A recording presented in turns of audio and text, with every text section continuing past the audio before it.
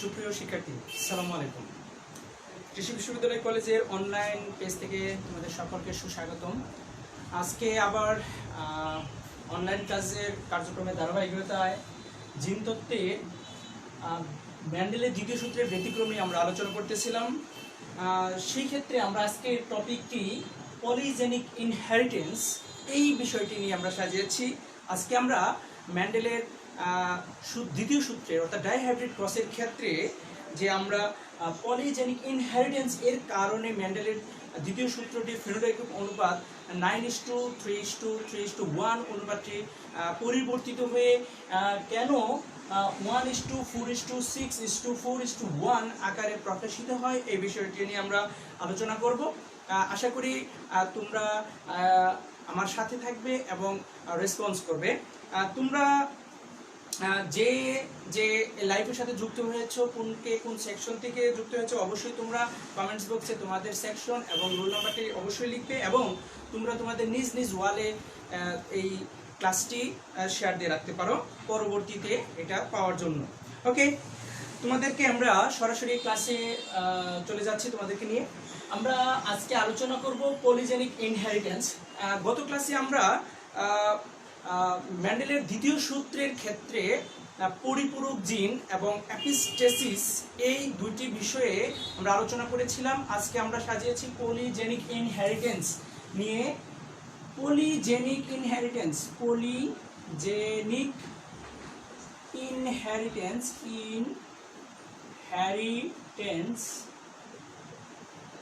আমরা প্রথমে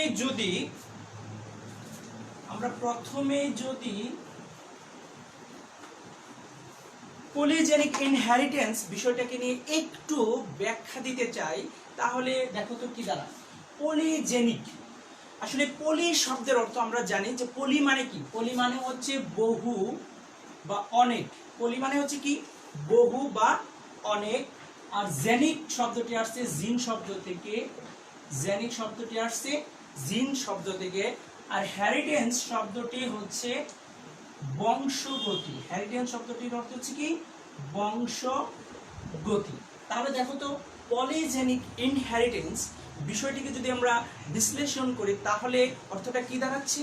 যে বহু জিন বংশগতি। তার মানে বিষয়টা দাঁড়াচ্ছে আসলে আমরা যদি আক্ষরিক অর্থে যদি প্রকাশ করি বা অর্থবোধক অর্থে যদি প্রকাশ করি তাহলে সেটা দাঁড়ায় হচ্ছে বহু জিনিক বংশগতি, বহু জিনীয় বা জেনিক বংশগতি। খেয়াল করো, আমরা ইতিপূর্বে যে ম্যান্ডেলের সূত্রগুলো পড়তেছিলাম সেক্ষেত্রে কিন্তু আমরা বরাবরই একটা কথা বলে আসছি যে স্বাভাবিক ক্ষেত্রে এক জোড়া জিন দ্বারা যে কোনো একটা বৈশিষ্ট্য নিয়ন্ত্রিত হয়ে থাকে। অর্থাৎ আমরা যে লম্বা বৈশিষ্ট্যের কথা চিন্তা করি, তাহলে আমরা জানি লম্বা বৈশিষ্ট্যের জন্য দায়ী জিন যদি ক্যাপিটাল টি হয় তাহলে সেই ক্ষেত্রে লম্বা বৈশিষ্ট্যটি একটি লোকাসে অবস্থানকারী এক জোড়া জিন, অর্থাৎ একটা লোকাসে অবস্থানকারী এক জোড়া জিন দ্বারা, অর্থাৎ ক্যাপিটাল টি এই এক জোড়া জিন দ্বারা এই বৈশিষ্ট্যটা কি পায়? প্রকাশিত হয় বা নিয়ন্ত্রিত হয়। এটা হচ্ছে স্বাভাবিক ঘটনা বা স্বাভাবিক ক্ষেত্রে আমরা এটাই জানি। কিন্তু ব্যতিক্রম বিষয়টা হচ্ছে যে এইটা না হয়ে যদি অন্য কোনো কিছু হয় বা অন্য কোনো ঘটনার সৃষ্টি হয় তবে ওইটাই হচ্ছে ব্যতিক্রম। সেই ক্ষেত্রে খেয়াল করি যে যেহেতু আমরা স্বাভাবিক কথা হচ্ছে যে কোনো একটি বৈশিষ্ট্য একটি লোকাসে অবস্থানকারী এক জোড়া জিন দ্বারা নিয়ন্ত্রিত হয়ে থাকে, কিন্তু পলিজেনিক ইনহেরিটেন্স বিষয়টা একটু অন্যরকম। যে যদি কোনো একটা বৈশিষ্ট্য কি হয়, যদি কোনো একটা বৈশিষ্ট্য এক জোড়া জিন দ্বারা নিয়ন্ত্রিত না হয়ে, অর্থাৎ এরকম একই লোকাসে অবস্থানকারী এক জোড়া জিন দ্বারা নিয়ন্ত্রিত না হয়ে অন্য কোনো ক্রোমোজোমে থাকা অন্য আরেকটি লোকাসে অবস্থানকারী অন্য যে কোনো জিন, ধরো স্মল ডি অন্য যে কোনো জিন, বা এটাকে না ধরে বলতে পারি PP3 যদি, অর্থাৎ কোনো একটা বৈশিষ্ট্য যদি প্রকাশের ক্ষেত্রে দুইয়ের অধিক জিন দ্বারা নিয়ন্ত্রিত হয়, বা বলতে পারি যে দুইয়ের অধিক, সাধারণত দেখো এক জোড়া জিন বলতে দুইটা জিনকে বুঝি, দুইটা জিন দ্বারা যদি একটা বৈশিষ্ট্য নিয়ন্ত্রিত হয় এটা হচ্ছে স্বাভাবিক ঘটনা। কিন্তু কোনো কোনো ক্ষেত্রে বিশেষ বিশেষ প্রয়োজনে বা বিশেষ বিশেষ ক্ষেত্রে যদি দুইয়ের অধিক যারা কোনো একটা দুইয়ের অধিক জিন দ্বারা কোনো একটা বৈশিষ্ট্য নিয়ন্ত্রিত হয়, তবে এই ধরনের ঘটনাকে বলা হয় পলিজেনিক ইনহেরিটেন্স। আমি আরেকটু ভাবে ক্লিয়ার করতেছি যে খেয়াল করো, আমরা বলে আসতেছি প্রথম থেকেই বলে আসতেছি যে একই ক্রোমোজোমে, অর্থাৎ একটা ক্রোমোজোম, এটা যদি একটা ক্রোমোজোম হয়, আমরা জানি ক্রোমোজোমগুলো এরকম জোড়ায় জোড়ায় থেকে, অর্থাৎ জোড়ায় জোড়ায় থেকে টি টি এরকম জোড়ায় জোড়ায় থেকে একটা লোকাসের ভিতরে এরকম একটা জোড়ায় জোড়ায় থেকে একটা বৈশিষ্ট্য নিয়ন্ত্রিত হয়। কিন্তু কিছু কিছু ক্ষেত্রে দেখা যায় যে কোনো বৈশিষ্ট্য এরকম এক জোড়া জিন দ্বারা নিয়ন্ত্রিত না হয়ে দুই বা ততোধিক জোড়া জিন সমন্বিতভাবে বা একত্রিত হয়ে কোনো একটা বৈশিষ্ট্য নিয়ন্ত্রিত হতে পারে। মোট কথা হলো, যদি কোনো বৈশিষ্ট্য নিয়ন্ত্রণকারী জিন যদি কি হয়, যদি দুইয়ের অধিক হয়, অর্থাৎ দুইয়ের অধিক, দুই জোড়া হতে পারে, তিন জোড়া হতে পারে, যাই হোক না কেন, এটা আমরা সাধারণত দুইয়ের অধিক বলতেছি, যে দুইয়ের অধিক জিন দ্বারা যদি কোনো একটা বৈশিষ্ট্য নিয়ন্ত্রিত হয় তবে এই ধরনের বংশগতিকে আমরা বলবো পলিজেনিক ইনহেরিটেন্স।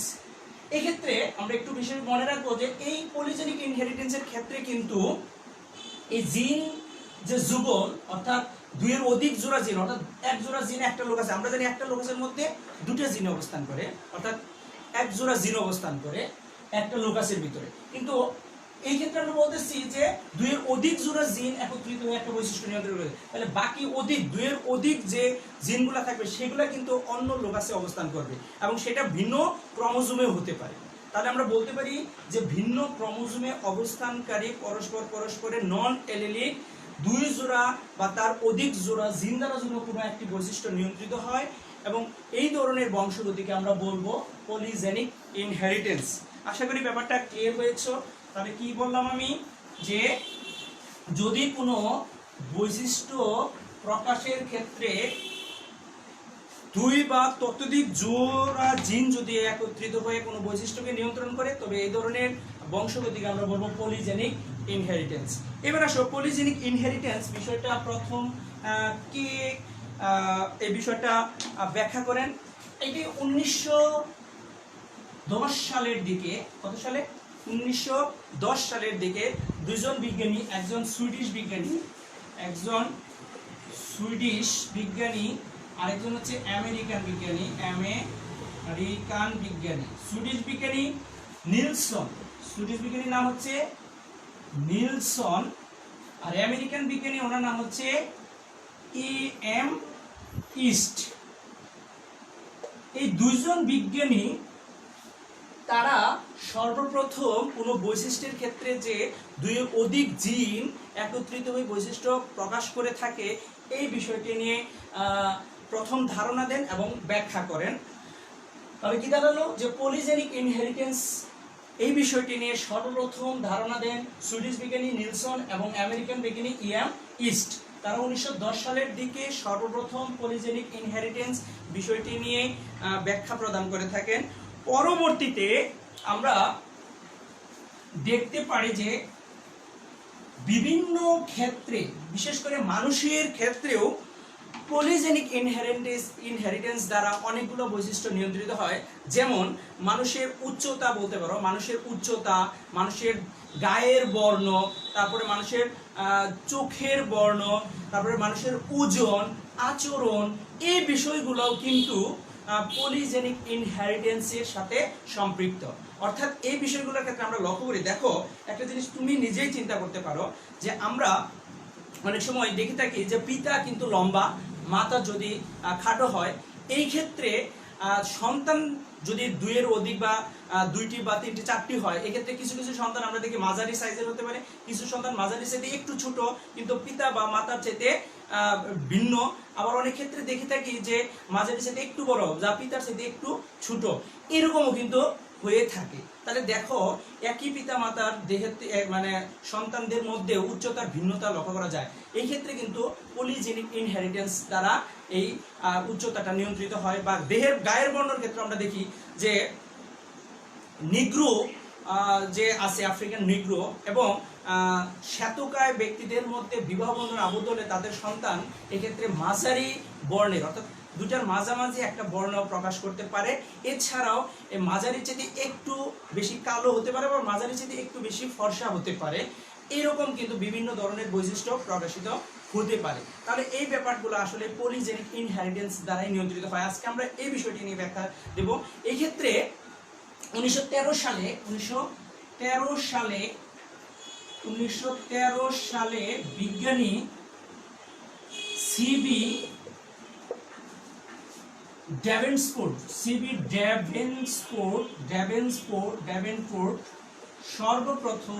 ড্যাভেনপোর্ট এই যে নিগ্রো এবং শ্বেতকায় ব্যক্তিদের মধ্যে বিবাহ বন্ধনে আবদ্ধ হওয়ার প্রেক্ষিতে যে বিভিন্ন বর্ণের সন্তান বা অপত্য জন্ম নেয়, এই বিষয়টি নিয়ে সর্বপ্রথম ব্যাখ্যা প্রদান করেন।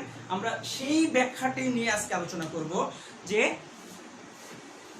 পলিজেনিক ইনহেরিটেন্সটা আসলেই কিভাবে মেন্ডেলের দ্বিতীয় সূত্রটি ফলো না করে ভিন্ন কোনো অনুপাত প্রকাশ করে থাকে। তাহলে আমরা প্রথমে পেলাম কি পলিজেনিক ইনহেরিটেন্স কি, বলছি যে কোনো একটি বৈশিষ্ট্য নিয়ন্ত্রণ এর জন্য যদি দুইয়ের অধিক জিন একত্রিত হয়ে বৈশিষ্ট্যটা নিয়ন্ত্রণ করে থাকে, তবে এই ধরনের বংশগতিকে বলা হয় পলিজেনিক ইনহেরিটেন্স। আর এই ক্ষেত্রে আমরা বলেছি যে দুইয়ের অধিক জিন যেহেতু, তাহলে সেটা ভিন্ন লুকাসে অবস্থানকারী জিন হবে এবং তা ভিন্ন ক্রোমোজোমে অবস্থানকারীও হতে পারে। তাহলে পলিজেনিক ইনহেরিটেন্সের ক্ষেত্রে আমরা উদাহরণ হিসেবে বলছিলাম যে নিগ্রো এবং শ্বেতকায় ব্যক্তিদের মধ্যে বিবাহ বন্ধনে আবদ্ধ হলে তাদের সন্তান সন্ততিদের মধ্যে বিভিন্ন বর্ণের অপত্য দেখা যায়। সেই ক্ষেত্রে এই বিষয়টা পলিজেনিক ইনহেরিটেন্স দ্বারাই নিয়ন্ত্রিত হয়েছে। তাহলে সেই ক্ষেত্রে আমরা যদি প্রথমে চিন্তা করি যে নিগ্রো যে ব্যাপারটা বলতেছিলাম, আমরা সাধারণত নিগ্রো হিসেবে আমরা জানি যে কুচকুচে, দেহের বর্ণটা কেমন কুচকুচে কালো। সেই ক্ষেত্রে তাদের দেহে এমন কিছু জিন আছে যারা তাদের দেহ এই কালো বর্ণ নির্ধারণের জন্য দায়ী। কেননা তাদের দেহে এরকম কিছু জিন আছে যে জিনগুলা কি করে, যে জিনগুলো আমরা সাধারণত জানি দেহের কালো বর্ণের জন্য দায়ী এক ধরনের রঞ্জক পদার্থ আছে যার নাম হচ্ছে মেলানিন। সেই ক্ষেত্রে এই জিনগুলো এই মেলানিনগুলাকে সঞ্চয় করে রাখে এবং দেহের বর্ণটাকে অধিক কালো থেকে কালো হিসেবে প্রকাশ ঘটায়। তাহলে কিছু জিন, নিগ্রোদের দেহের মধ্যে এমন কিছু জিন আছে তারা এই মেলানিন রঞ্জক পদার্থটাকে ধারণ করে রাখে, যার জন্য তাদের দেহের বর্ণ এরকম কালো হয়ে থাকে। সেই ক্ষেত্রে আমরা নিগ্রোদের দেহের বর্ণ কালো হওয়ার পেছনে দুই জোড়া, আমরা সাধারণত জানি কোনো একটা বৈশিষ্ট্য এক জোড়া জিন দ্বারা নিয়ন্ত্রিত হয়। এই ক্ষেত্রে নিগ্রোদের দেহে কালো বর্ণ নির্ধারণের জন্য মূলত দুই জোড়া নন অ্যালিলিক জিন সমন্বিত বা একত্রিত হয়ে এই কালো বৈশিষ্ট্যটা প্রকাশ ঘটিয়ে থাকে। ঠিক উল্টো দিকে বিপরীত বৈশিষ্ট্যের ক্ষেত্রে আমরা শ্বেতকায় বর্ণটা যদি ধরতে পারি, অর্থাৎ শ্বেতকায় অর্থাৎ আমরা সাধারণত ওয়েস্টার্ন কান্ট্রিগুলোতে দেখতে পাই কিছু দবদবে সাদা চুল আর শরীর চামড়া সব কিছু একদম সাদা, এরকম দবদবে সাদা ব্যক্তিদের ক্ষেত্রেও এরকম পলিজেনিক ইনহেরিটেন্স আর সমন্বিত জিন এর জন্য দায়ী। সেই ক্ষেত্রে তাদের দেহে মানে এই জিনগুলা এইরকম মেলানিন, মেন কথা হচ্ছে তারা বিপরীত প্রচ্ছন্ন হিসেবে কাজ করে, বা তারা তাদের দেহে থাকা জিনগুলা এই যে মেলানিন যে কথাটা বললাম, এই রঞ্জকের কথা যে বলতেছি, এই মেলানিন রঞ্জকটাকে কি করতে পারে না, সঞ্চয় করে রাখতে পারে না। সেক্ষেত্রে এই জন্য এদের দেহের বর্ণ কালো না হয়ে একদম দবদবে সাদা বা ফর্সা হয়ে থাকে। তাহলে আমরা প্রথমেই চলে যাই যে নিগ্রোদের ক্ষেত্রে যদি বলি থাকি, নিগ্রোদের ক্ষেত্রে আমরা বলেছি যে নিগ্রোদের দেহে এমন কিছু জিন আছে যেই জিনগুলা সমন্বিতভাবে তাদের কালো বর্ণের জন্য দায়ী। ধরে নেই আমি বলছি দুই জোড়া জিন দ্বারা এটা নিয়ন্ত্রিত হয় এবং জিন দুই জোড়াই ভিন্ন ক্রোমোজোমে অবস্থান করে, অর্থাৎ আলাদা আলাদা ক্রোমোজোমে অবস্থানকারী দুই জোড়া জিন একত্রিত হয়ে তাদের এই কালো বর্ণের জন্য দায়ী। তাহলে সেই ক্ষেত্রে ধরে নিই একটা লুকাসের ভিতরে জিন আছে, ধরো R1 এবং R1, যেহেতু বিশুদ্ধ হিসেবে আমরা যদি চিন্তা করি R1 অর্থাৎ তার দেহের একটা ক্রোমোজোমের মধ্যে এই ধরনের একজোড়া জিন আছে, তার আরেকটা ভিন্ন ক্রোমোজোমের মধ্যে তার আরেক জোড়া জিন আছে R2 চিন্তা করি, মনে করি, ধরে নিলাম। তাহলে এরকম দুই জোড়া জিন, ভিন্ন ক্রোমোজোমে অবস্থানকারী এরকম দুই জোড়া জিন কি করে সমন্বিতভাবে একত্রিত হয়ে তারা নিগ্রোদের এই কালো বর্ণ, কুচকুচে কালো বর্ণ সৃষ্টি করে থাকে, কুচকুচে কালো বর্ণ সৃষ্টি করে। ঠিক আছে, সেক্ষেত্রে এই নন এলিলিক অর্থাৎ ভিন্ন ক্রোমোজোমে অবস্থানকারী দুটো ভিন্ন লুকাসে অবস্থানকারী দুই জোড়া আলাদা আলাদা জিন একত্রিত হয়ে তারা কি করে এই কালো বর্ণের অর্থাৎ নিগ্রোদের দেহের কালো বর্ণের জন্য দায়ী হিসেবে কাজ করে। সেক্ষেত্রে আমি বলছি যে একটা লুকাসের যদি এক জোড়া জিন R1 হয়, ভিন্ন আরেকটা লুকাসে R2 বলছি, আর এরা সবাই কি করতে পারে, এই জিনগুলা সবাই ওই মেলানিন রঞ্জকটাকে কি করতে পারে, সঞ্চয় করে রাখতে পারে, এই জন্য দেহের বর্ণটা এরকম কালো হয়। তাহলে সেই ক্ষেত্রে নিগ্রোদের দেহের এরকম জিনের জিনোটাইপটা যদি আমরা চিন্তা করি, নিগ্রো দেহের জিনোটাইপটা যদি R1 R2 হয়, তাহলে এর বিপরীত বৈশিষ্ট্যটা আমরা বলছি নিগ্রোদের বিপরীত বৈশিষ্ট্যটা স্বাভাবিকভাবে আমরা জানি কি, স্বাভাবিকভাবে আমরা জানি শ্বেতকায়। এই শ্বেতকায় বর্ণ, শ্বেতকায় মানে দবদবে সাদা, যারা ফর্সা, যারা একদম সাদা, চুল, তারপরে দেহের চামড়া সব সাদা, তাহলে এরকম শ্বেতকায় ব্যক্তির জিনোটাইপটা আমরা এর বিপরীত ধরে নেই। জিনোটাইপটা কেমন, R1 তার একটা লোক আছে এরকম R1 জিন থাকে, আরেকটা লোক আছে চিন্তা করি R2 জিন থাকে। অর্থাৎ এই R1 R2 এই জিনগুলা কি করতে পারে না, এই রঞ্জকগুলাকে সঞ্চয় করে রাখতে পারে না, ধারণ করে রাখতে পারে না। তাহলে এরা যদি ধারণ করে না রাখতে পারে, তাহলে তার বর্ণ অর্থাৎ দেহের বর্ণের মধ্যে কোনো বৈচিত্র্যতা আসবে না, স্বাভাবিকভাবে সে কি হবে, শ্বেতকায় বা দবদবে সাদা হবে। তাহলে শ্বেতকায় ব্যক্তি বা দবদবে সাদা ব্যক্তির জিনোটাইপটাকে আমরা তাহলে কিভাবে চিন্তা করতে পারি, জিনোটাইপটাকে ঠিক এটার সাথে আমরা মিল রেখে বলতে পারি R1 R2। তাহলে এটা হচ্ছে কি দবদবে সাদা বা শ্বেতকায় ব্যক্তির জিনোটাইপ, সেক্ষেত্রে খেয়াল করো, যদি এই দুই ব্যক্তির মধ্যে অর্থাৎ নিগ্রো এবং শ্বেতকায় ব্যক্তিদের মধ্যে বিবাহ বন্ধনে আবদ্ধ করা হয়, তবে তাদের প্রজন্ম অর্থাৎ ফার্স্ট জেনারেশন, তাদের সন্তান সন্ততি কেমন হতে পারে। আমরা জানি যে স্বাভাবিকভাবে পিতা থেকে 50% জিন এসে, মাতার থেকে 50% জিন এসে দুটো একত্রিত হয়ে সন্তানের দেহের বৈশিষ্ট্য নির্ধারিত হয়। সেই ক্ষেত্রে পিতার থেকে যদি 50% জিন আসে, আমরা জানি পিতার থেকে 50% জিন বলতে এই লোকাসের একটা জিন, এই লোকাসের একটা জিন, তাহলে R1 আসবে। সেক্ষেত্রে মাতার দেহ থেকে এরকম একটা লোকাসের থেকে আসবে r1, তাহলে এরকম ঠিক একই রকম ভাবে পিতার এই লোকাসটা থেকে মাতার এই লোকাসটির দিকে একটা একটি করে জিন যদি আসে R2, এইদিকে হচ্ছে r2। তাহলে খেয়াল করো যে এই ক্ষেত্রে সন্তান সন্ততিদের মধ্যে যে জিনোটাইপটা হয়, সেই জিনোটাইপটা কেমন হয়, R1 capital R1 small r1, capital R2 small r2।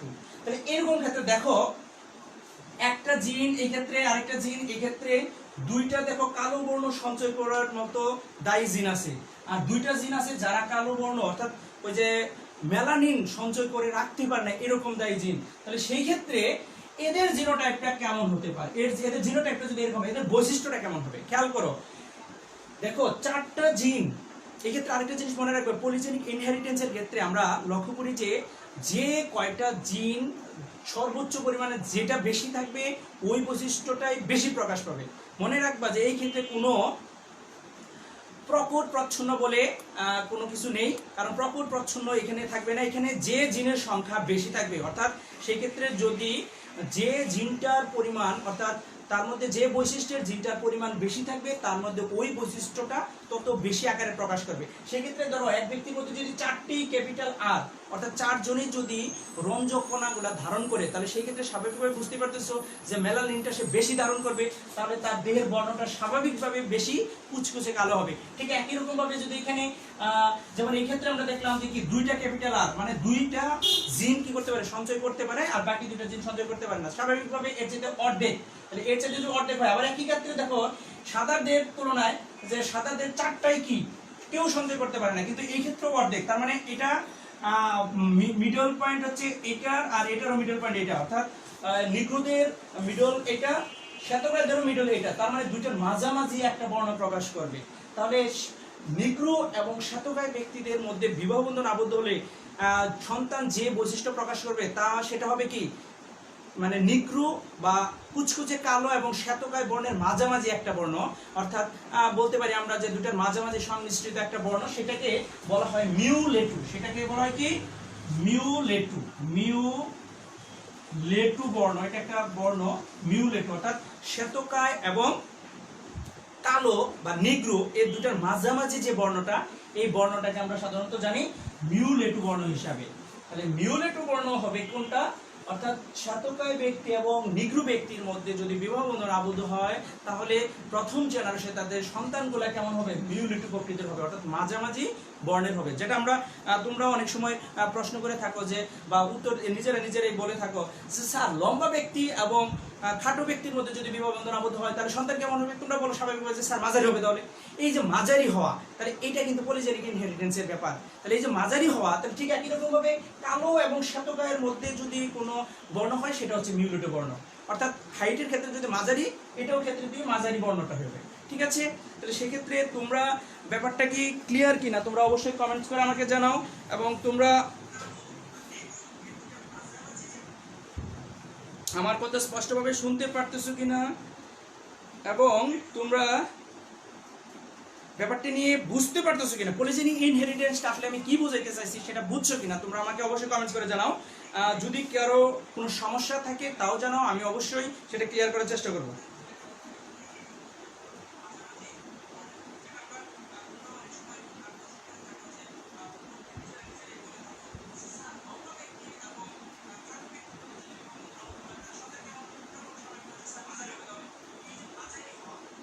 হ্যাঁ, তোমরা লাইভে আছো, অনেকে লাইভে আছো, সো তোমরা তোমাদের কমেন্টসগুলো আমাকে দ্রুত কমেন্টস করে জানাও। সেক্ষেত্রে আমরা সরাসরি এখন ব্যাখ্যায় চলে যেতে পারি যে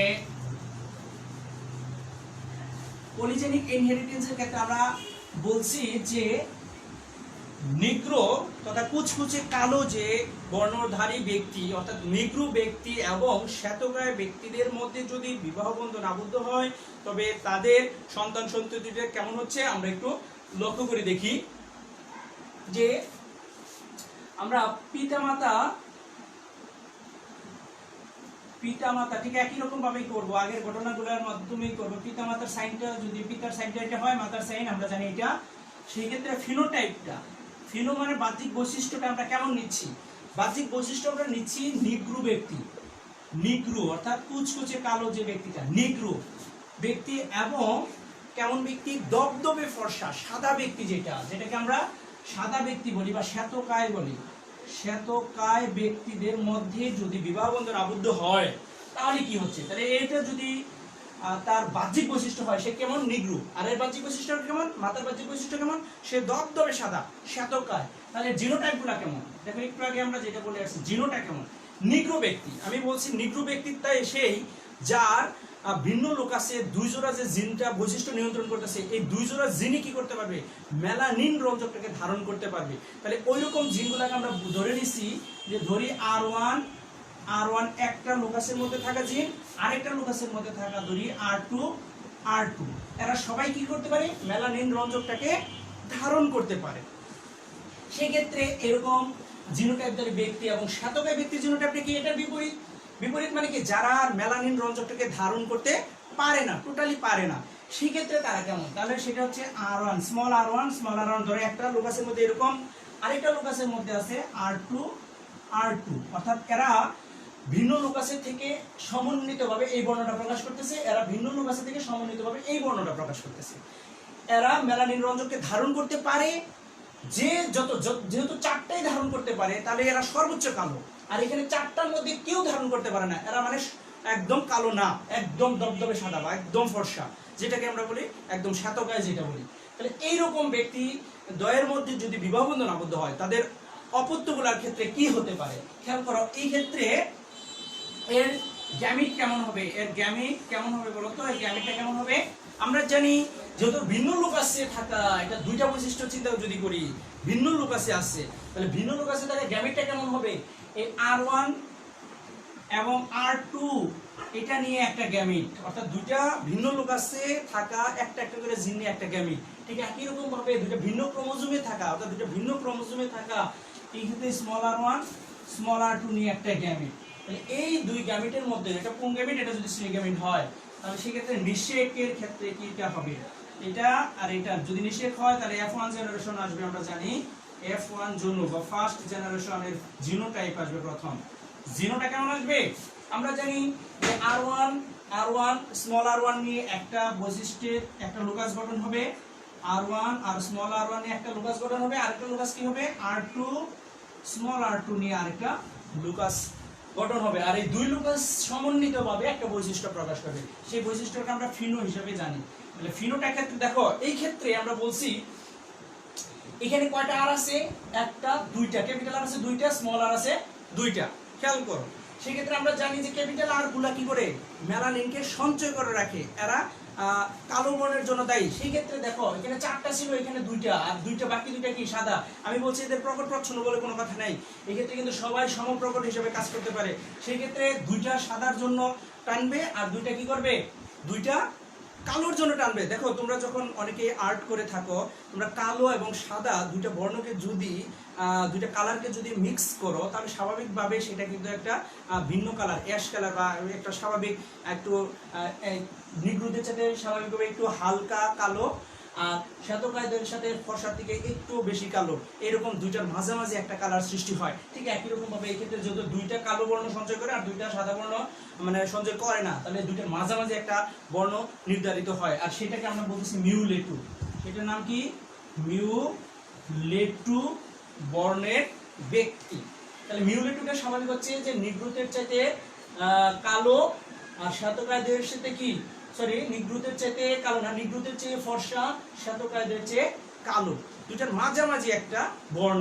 সেই ক্ষেত্রে এই ক্ষেত্রে দেখো ক্যাপিটাল আর যত বেশি থাকবে কালোর পরিমাণ তত বেশি হবে, ক্যাপিটাল আর যত কমতে থাকবে কালোর পরিমাণ তত কমতে থাকবে। ঠিক একই রকম ভাবে স্মল আর যত বেশি থাকবে সাদার পরিমাণটা বা ধবধবে সাদাটা তত বেশি হবে, এটার পরিমাণ যত কমতে থাকবে কালো সাদার পরিমাণটা তত কি আস্তে আস্তে কমতে থাকবে। সো এই ক্ষেত্রে তোমরা ব্যাপারটা বুঝছো কিনা তোমরা আমাকে কমেন্টের মাধ্যমে জানাও, ব্যাপারটা তোমরা ক্লিয়ার কিনা, তোমরা ব্যাপারটা কি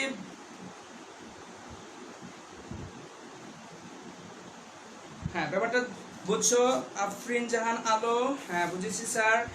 তারপরে আছো জাহিন আব্দুল্লাহ, তারপরে আছো রাফা লাবিব, হ্যাঁ রাফা লাবিব, ভালো আছো? ওকে, অনেকে আছো তোমরা ব্যাপারটা বুঝতেছো, ধন্যবাদ তোমাদেরকে। আর না বুঝলে অবশ্যই কমেন্টস করে জানাবে। খেয়াল করো তাহলে F1 জেনারেশনের যে যতগুলো সন্তান হবে, দেখো F1 জেনারেশনের যতগুলো সন্তান হবে তারা সবাই কেমন হবে, R1 তাদের জিনোটাইপটা হবে কেমন, R1 capital R1 small r1 capital R2 small r2, অর্থাৎ তাদের বর্ণটা হবে মিউলেটু। অর্থাৎ নিগ্রু এবং শ্বেতকায় ব্যক্তিদের মধ্যে বিবাহ বন্ধন আবদ্ধ হলে প্রথম জেনারেশনে যে সন্তানগুলো জন্ম লাভ করবে তারা সকলেই মিউলেটু হবে। ঠিক আছে, তাহলে এই মিউলেটুদের মধ্যে আবার অর্থাৎ F1 জেনারেশনদের মধ্যে যদি আবার আমরা ক্রস ঘটাই, অর্থাৎ F1 ক্রস F1 হয়, অর্থাৎ মিউলেটু ক্রস মিউলেটু হয়, তাহলে এই জিনিসটা কি হবে, আমরা সেকেন্ড জেনারেশন পাবো। তাহলে সেকেন্ড জেনারেশনে আমরা কি পেতে পারি, কি অনুপাতে আমরা এদের পেতে পারি তা একটু লক্ষ্য করি। সেই ক্ষেত্রে পিতামাতা কেমন, দুজনেই কেমন এখন মিউলেটু, অর্থাৎ F1 জেনারেশন যারা আছে সবাই যেহেতু মিউলেটু, তাহলে পিতামাতা কেমন হবে এই ক্ষেত্রে মিউলেটু। তাহলে পিতামাতা মিউলেটু, অর্থাৎ তাদের ফিনোটা কেমন হবে, তাদের ফিনোটা হবে মিউলেটু ক্রস মিউলেটু। তাহলে জিনোটাইপটা কেমন তাদের, নিজেরা একটু ট্রাই করো, তাদের জিনোটাইপটা কেমন হবে, capital R1 small r1 capital R2 small r2 cross, ঠিক একই রকম ভাবে capital R1 small r1 capital R2 small r2। তাহলে এই হচ্ছে তাদের জিনোটাইপ। এবার আমরা জানি এই পরের স্টেপটা কি, পরের স্টেপটা হচ্ছে গ্যামিট। অর্থাৎ এই সকল জীবদের থেকে কেমন গ্যামেট আমরা পেতে পারি। দেখো গ্যামেটের ক্ষেত্রে আমরা কিন্তু প্রথমেই কিন্তু বলে দিচ্ছি যে এইটাকে নেব আর এটা দুইটা নেব, এটাকে নেব আর এই দুইটা নেব। তাহলে প্রথম গ্যামেটটা কিন্তু কি রকম হবে, R1 ক্যাপিটাল R2 এটা নিয়ে একটা গ্যামেট হতে পারে।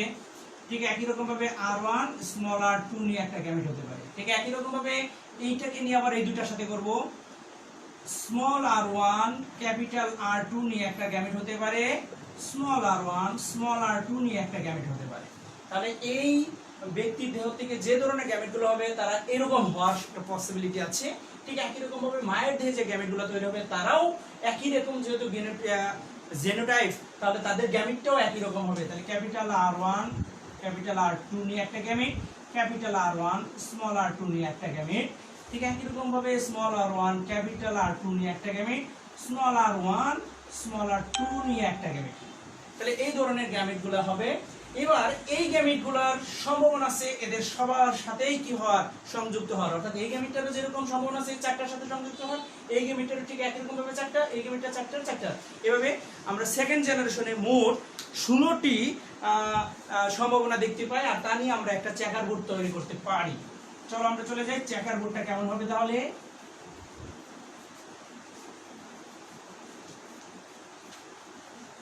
সেক্ষেত্রে আমরা চেকার বোর্ডটা একটু লক্ষ্য করি। যেহেতু পিতা মাতাকে আমরা একটা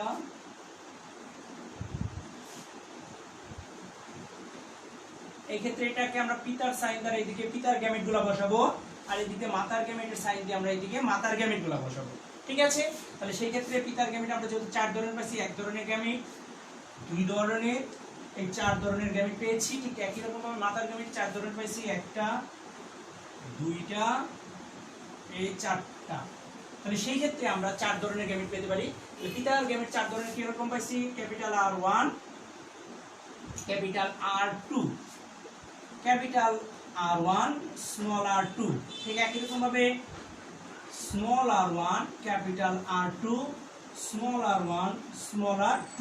ঠিক একই রকম ভাবে এইদিকেও মাতার গ্যামেটগুলো একই রকম, capital R1 capital R2 capital R1 small r2 small r1 capital R2 small r1 small r2। ঠিক না? তাহলে এবার নিজেরা ক্রসগুলো তোমরা নিজেরা খাতায় লিখো এবং যত দ্রুত পারো কমেন্টস করো, আমার সাথে সাথে কমেন্টস করো। তোমরা নিজেরা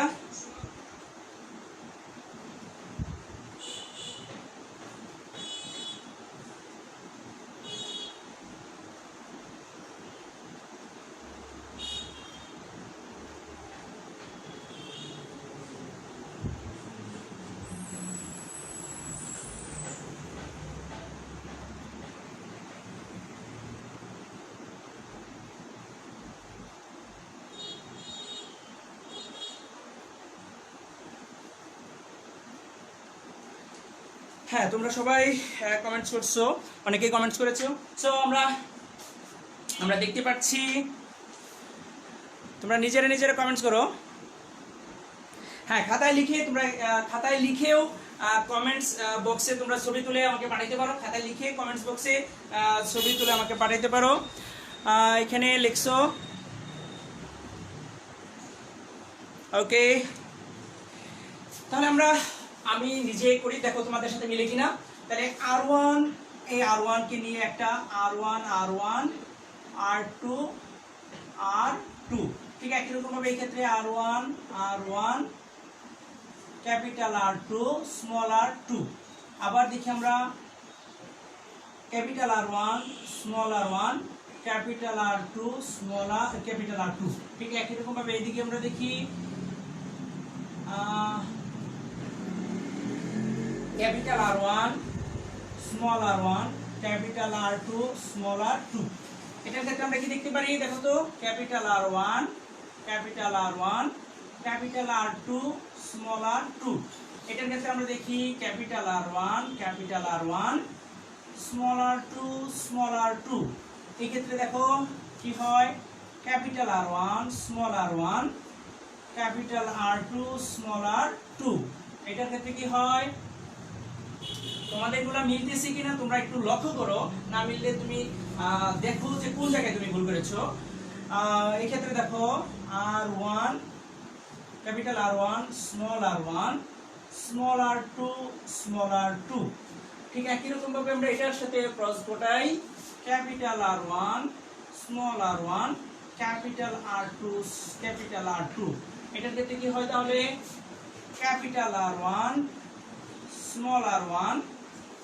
ক্যাপিটাল R2 স্মল r2। এটার ক্ষেত্রে কি হয় small r1 capital R2 capital R2। এই ক্ষেত্রে কি হয় small r1 capital R2 small r2।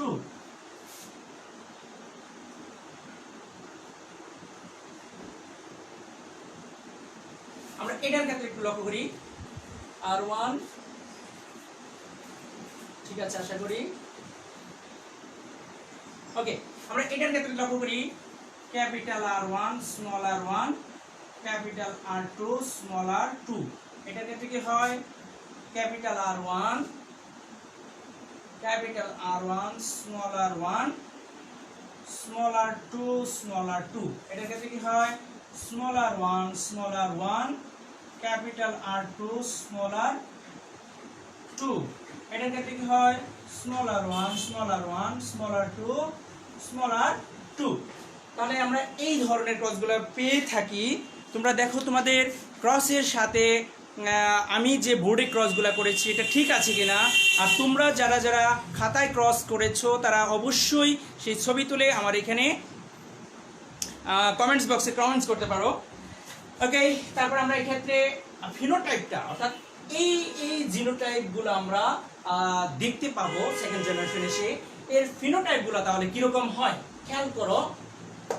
এটা যে বর্ণটা আছে এই বর্ণটাকে দেখো 4টি ক্যাপিটাল আর আছে ক্ষেত্রে, অর্থাৎ দুইটা ভিন্ন লুক আছে, 4টি ক্যাপিটাল আর আছে। তাহলে সেই ক্ষেত্রে আমি বলেছিলাম যে 4টি যদি ক্যাপিটাল আর হয় তাহলে সবচেয়ে কুচকুচে কালো একদম নিগ্রো যেটা, তাহলে এর বর্ণটা হবে কেমন একদম নিগ্রো যেটা, এটা হবে নিগ্রো। তাহলে এটা হবে কেমন নিগ্রো হবে নিগ্রো। এবার খেয়াল করো 1 2 3 4, এই ক্ষেত্রে 4টার মধ্যে 3টা কি আছে, 3টাই আছে কি 3টাই আছে ক্যাপিটাল আর, আর একটা আছে কি স্মল আর। তাহলে এটা কি করবে একটু সাদা হবে, তাহলে এর চাইতে এর বর্ণটা কেমন হবে, এর চাইতে এর বর্ণটা একটু হালকা হবে। তার মানে এর চাইতে নিগ্রোদের চাইতে এই ব্যক্তিটি অর্থাৎ 3টা ক্যাপিটাল আর যার মধ্যে আছে এই ব্যক্তিটি একটু হালকা হবে, ঠিক না? তাহলে যদি একটু হালকা হয় সে, দেখো আমরা আরেকটু জিনিস মিডিয়াম একটা বর্ণ যদি আমরা ধরে নিই, আমরা বলছিলাম যে দুইটা আর ক্যাপিটাল আর আর দুইটা স্মল আর থাকলে সেটা হচ্ছে মিডিয়াম, দুইটার মাঝামাঝি একটা বর্ণ, অর্থাৎ নিগ্রো এবং শ্বেতকায়দের মাঝামাঝি একটা বর্ণ হয়, সেটার নাম হচ্ছে মিউলেটু। তাহলে দেখো একটা দুইটা ক্যাপিটাল আর আছে, তাহলে এটা কেমন মিউলেটু। কেন এটা আগে লিখতেছি দেখো একটু বোঝার আছে যে মিউলেটু। তাহলে সবচেয়ে কালো যে ব্যক্তিটি তার জিনোটাইপে কি থাকবে 4টাই ক্যাপিটাল আর থাকবে, আর যার জিনোটাইপে 2টি ক্যাপিটাল আর আর 2টি স্মল আর থাকবে সে হবে মাঝামাঝি টাইপের একটা বর্ণ। আর যার জিনোটাইপে 4টি স্মল আর থাকবে অর্থাৎ 2টা ভিন্ন লোক আছে, যে কয়টা জিন থাকবে তারা সবাই যদি স্মল আর হয় তারা কেউ মেলানিন সঞ্চয় করতে পারে না, তাহলে তারা কি হবে শ্বেতকায় হবে। তাহলে শ্বেতকায় যদি হয় তাহলে 3টা বর্ণকে আমরা যদি এই ক্ষেত্রে আমরা ধরে নিই, একটা হচ্ছে নিগ্রো, মাঝামাঝি যেটা মিউলেটু, আর শ্বেতকায় হচ্ছে দবদবে ফর্সা বা সাদা। তাহলে এই ক্ষেত্রে আমরা এই বর্ণগুলো নির্ধারণের ক্ষেত্রে এদের সহযোগিতা নিতে পারি। তাহলে সেই ক্ষেত্রে দেখো তো কি হবে, যেখানে 3টা ক্যাপিটাল আর আছে একটা স্মল আর আছে, তার মানে এটা নিগ্রোদের চেয়ে কালো না, নিগ্রোদের চেয়ে একটু ফর্সা, নিগ্রোদের চেয়ে একটু উজ্জ্বল। কিন্তু মিউলেটুদের চেয়ে কেমন, মিউলেটু যেহেতু 2টা কালো আর এক্ষেত্রে 3টা কালো, তাহলে মিউলেটুদের চেয়ে কালো এটা, ঠিক না? তাহলে এটাকে আমরা কি করতে পারি মিউলেটুদের চেয়ে কালো, তাহলে মিউলেটুদের চেয়ে কালো, মিউদের চেয়ে কালো, মিউদের চেয়ে কালো। ঠিক আছে, তোমরা বুঝতেছো কিনা আমাকে একটু কমেন্টস করে জানাও এটা কেমন হবে, মিউলেটুদের চেয়ে কালো হবে। সেই ক্ষেত্রে তোমাদের কোনো সমস্যা হচ্ছে কিনা, বুঝতে সমস্যা হলো কিনা খেয়াল করো। আমি একটু আগে বলছি যে 4টি যদি ক্যাপিটাল আর থাকে তাহলে সে সবচেয়ে কালো, 2টি যদি ক্যাপিটাল আর থাকে তাহলে সে মিউলেটু মাঝামাঝি অর্থাৎ কালো এবং ফর্সাদের মাঝামাঝি, আর যদি 4টি স্মল আর থাকে সে হচ্ছে শ্বেতকায়। এই ক্ষেত্রে মিউলেটু দুইটার চাইতে যদি এখানে তিনটা থাকে আর এখানে চারটা, চারটার চাইতে একটা কম, দুইটার চাইতে একটা বেশি, তাহলে এটা কি হবে? মিউলেটুদের চাইতে কালো হবে, কিন্তু নিগ্রোদের চাইতে একটু সাদা হবে বা উজ্জ্বল হবে। তাহলে আমরা এর সাথে তুলনা করব, মিডিয়াম যেটা সেটার সাথে তুলনা করব, তাহলে মিউলেটুর চাইতে একটু কালো। ঠিক একই রকম ভাবে এই ক্ষেত্রে দেখো আমরা কয়টা পাই? এই ক্ষেত্রে একটা, দুইটা, তিনটা কালো পাই। তাহলে তিনটার কালো যে এটাও কি হবে? মিউলেটুদের চেয়ে একটু কালো হবে, মিউদের চেয়ে কালো হবে, মিউদের চেয়ে কালো, অর্থাৎ মিউলেটুদের চেয়ে কালো।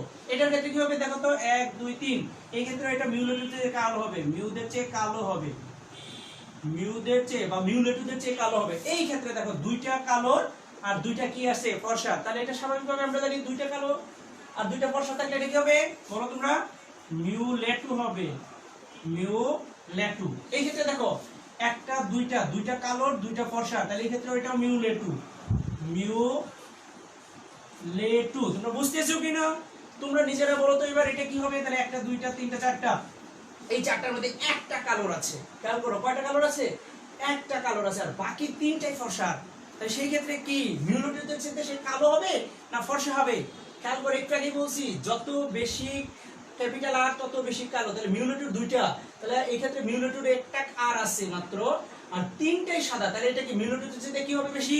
মিউলেটুদের চেয়ে ফর্সা হবে, অর্থাৎ মিউলেটুদের চেয়ে উজ্জ্বল হবে। তাহলে এখানে আমরা লিখতে পারি মিউলেটুদের চেয়ে সাদা, মিউলেটুদের চেয়ে সাদা, অর্থাৎ মিউলেটুদের চেয়ে সাদা, কিন্তু শ্বেতকায়দের চেয়ে কিন্তু একটু কালো।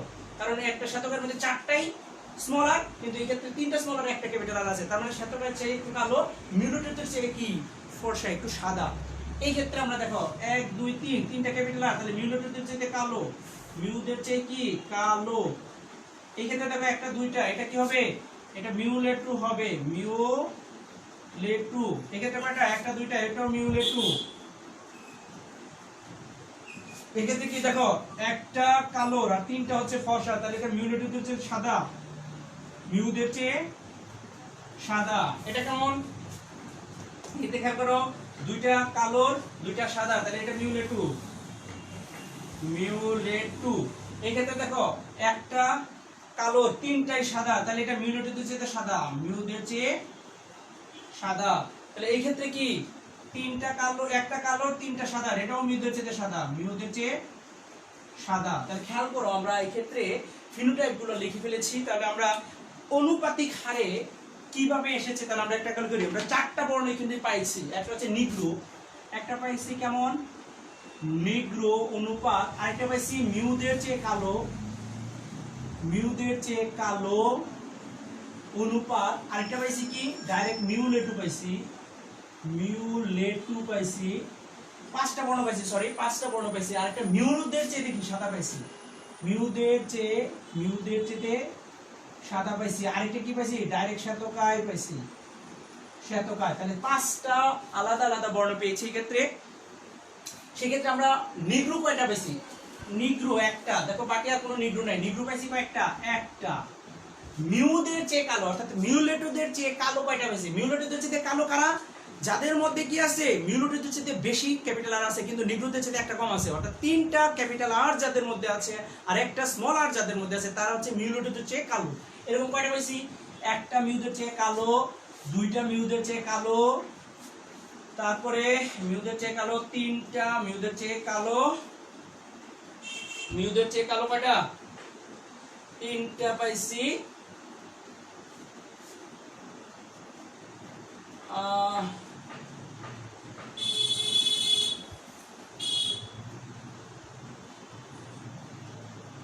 আচ্ছা মিউলেটু কয়টা পাইছি দেখো তো? একটা মিউলেটু পাইছি, মিউলেটু, দুইটা মিউলেটু, এই যে আরেকটা মিউলেটু যেতে কালো, সরি মিউলেটুদের যেতে কালো পাইছি চারটা।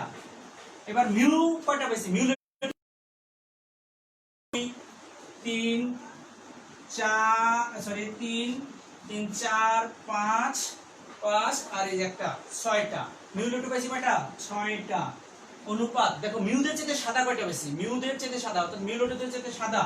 এই যে একটা মিউলেটুদের চেয়ে সাদা, এই যে একটা মিউলেটুদের চেয়ে সাদা, দুইটা, তিনটা, এই চারটা মিউলেটুদের চেয়ে সাদা পাইছি চারটা। অনুপাত শ্বেতকায় কয়টা পেয়েছি? শ্বেতকায় পেয়েছি একটা। তাহলে দেখো অনুপাতটা কেমন হয়েছে। অনুপাতটা দেখো 1:4:6:4:1। দেখো মনে রাখার জন্য খুব সহজেই তুমি ট্যাকটিক্যালি মনে রাখতে পারো, দুই পাশে দুইটা 1 তারপরে দুই পাশে দুইটা 4, মাঝখানে 6, অর্থাৎ 1 নিগ্রো একটা, মিউলেটো 6টা, শ্বেতকায় কয়টা? শ্বেতকায় একটা। এই ক্ষেত্রে মিউলেটের চাইতে কালো 4টি, মিউলেটের চাইতে সাদা 4টি। এই হচ্ছে মেন্ডেলের দ্বিতীয় সূত্র, ডাইহাইব্রিড ক্রসের যে 9:3:1 পরিবর্তিত হয়ে পলিজেনিক ইনহেরিটেন্স এর কারণে যে ব্যতিক্রমটা হয়, এটাই হচ্ছে তার ব্যতিক্রম। অর্থাৎ মানুষের বর্ণ, মানুষের উচ্চতা, মানুষের ওজন, মানুষের আচরণ, এই ধরনের ক্ষেত্রে যে জিনগুলা কাজ করে থাকে, এই ক্ষেত্রে পলিজেনিক জিনগুলা সমন্বিতভাবে এই কাজগুলা করে থাকে বা বৈশিষ্ট্যগুলা প্রকাশ করে থাকে। এই জন্যই এই ধরনের ব্যতিক্রমগুলো আমরা লক্ষ্য করতে পারি। তাহলে আশা করি আজকের ক্লাসটি তোমরা অবশ্যই অনেকটা ক্লিয়ার হয়েছে এবং নিজেদের ক্ষেত্রে যে ছোট ছোট চিন্তাগুলো ছিল, নিজেদের ক্ষেত্রে যে ছোট ছোট প্রশ্নগুলো ছিল, সেই প্রশ্নগুলোর একটা উত্তর বা ধারণা তোমরা পেয়েছো। আর তারপরেও যদি তোমাদের কারো কোনো বিষয়ে যদি কোনো প্রশ্ন থাকে, কোনো কিছু যদি বুঝতে অসুবিধা হয়ে থাকে, অবশ্যই কমেন্টস বক্সে অথবা আমাকে সরাসরি মেসেজে জানাতে পারো অথবা ফোনে জেনে নিতে পারো। তো আজকে এ পর্যন্ত থাকবে, আগামী ক্লাসের আমন্ত্রণ জানিয়ে আজকে এখানে শেষ করছি। ধন্যবাদ সবাইকে।